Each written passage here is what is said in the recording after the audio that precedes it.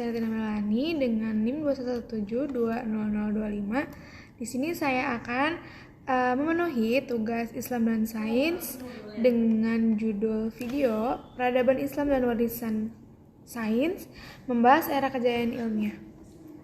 Selamat. Ini kita akan memulai perjalanan melintasi waktu, mengunjungi kembali sebuah bab dalam sejarah yang telah meninggalkan jejak yang tak terhapuskan dalam permadani pengetahuan manusia. Zaman keemasan peradaban Islam dan warisan ilmiahnya yang mendalam.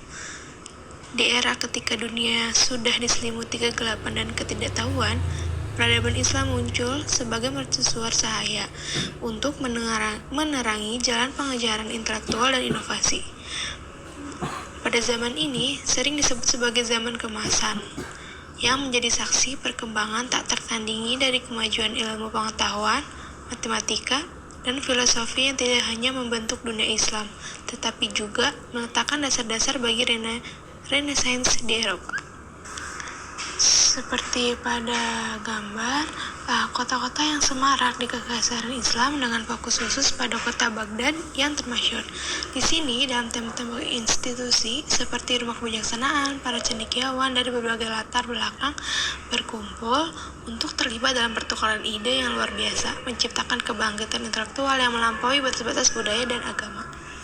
Ketika kita akan membahas sebuah zaman pencerahan ini atau zaman keemasan ini, kita akan menyaksikan langkah yang dibuat oleh para cendekiawan muslim di berbagai bidang. Contohnya seperti astronomi, kedokteran, matematika, dan filsafat. Kontribusi mereka meletakkan dasar bagi prinsip-prinsip ilmiah, modern, dan semangat inovatif mereka membuka jalan bagi generasi pemikir masa depan.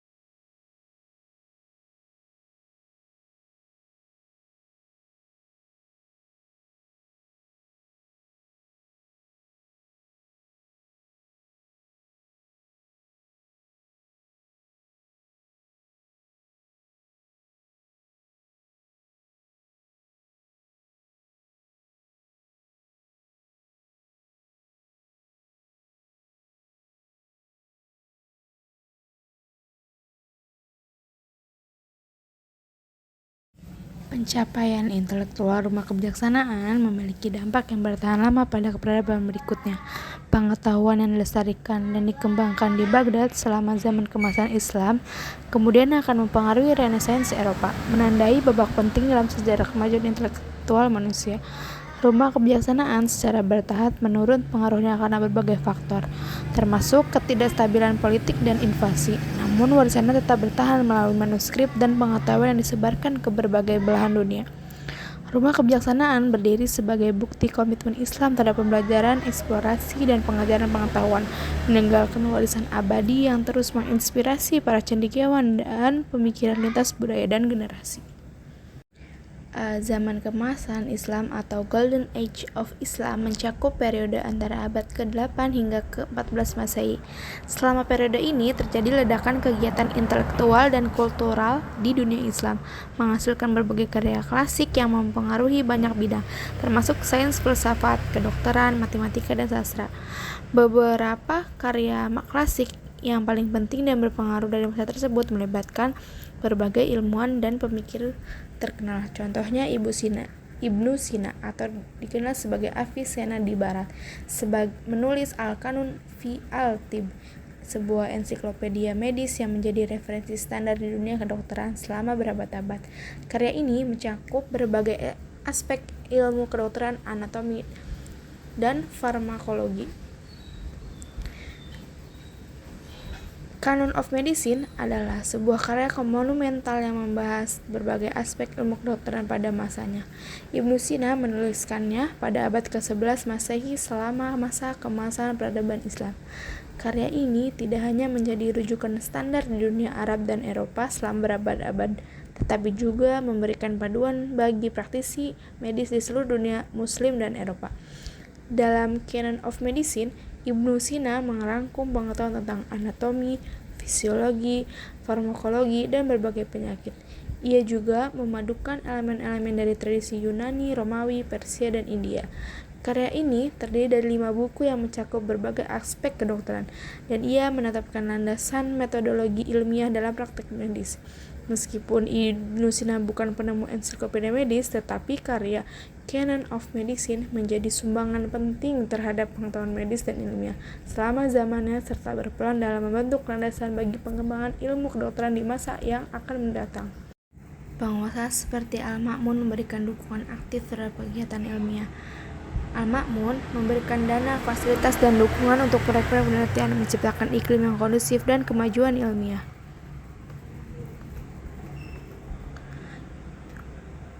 Al-Ma'mun adalah seorang khalifah yang memerintah selama zaman keemasan Islam pada abad ke-9.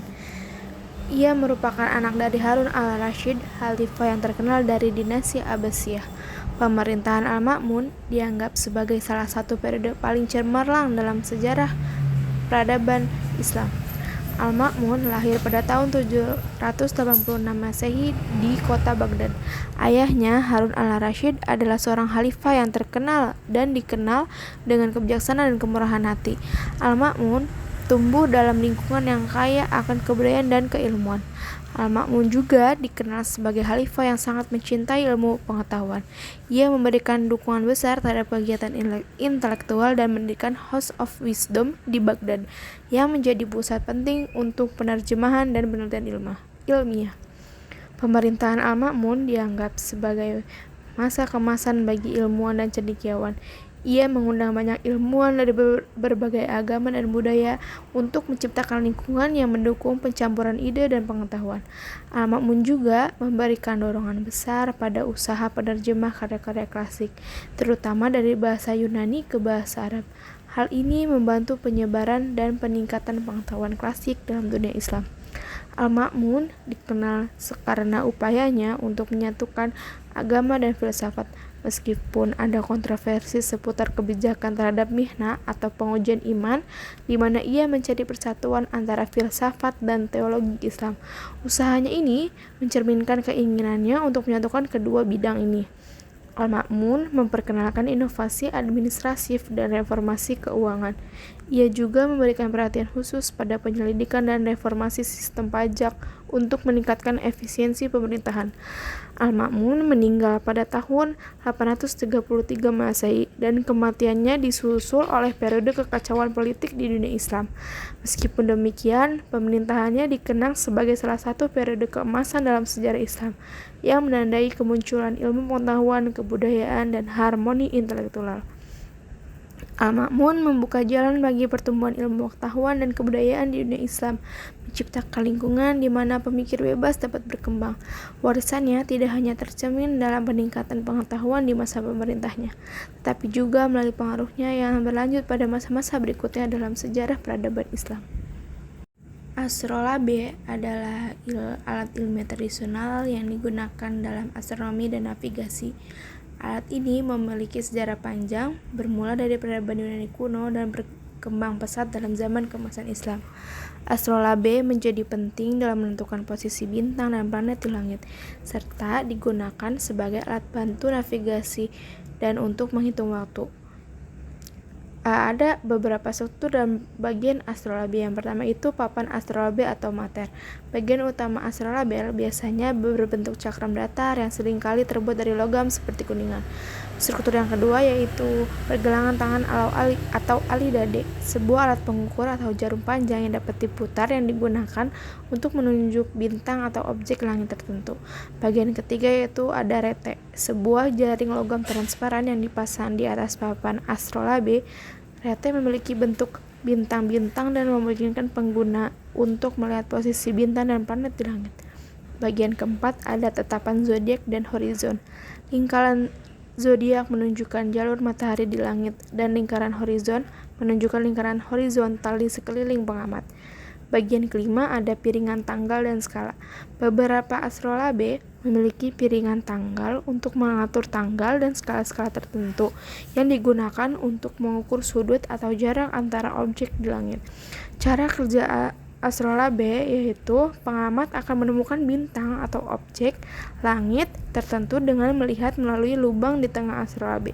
Pergelangan tangan atau alidade kemudian diputar hingga menunjuk ke objek tersebut.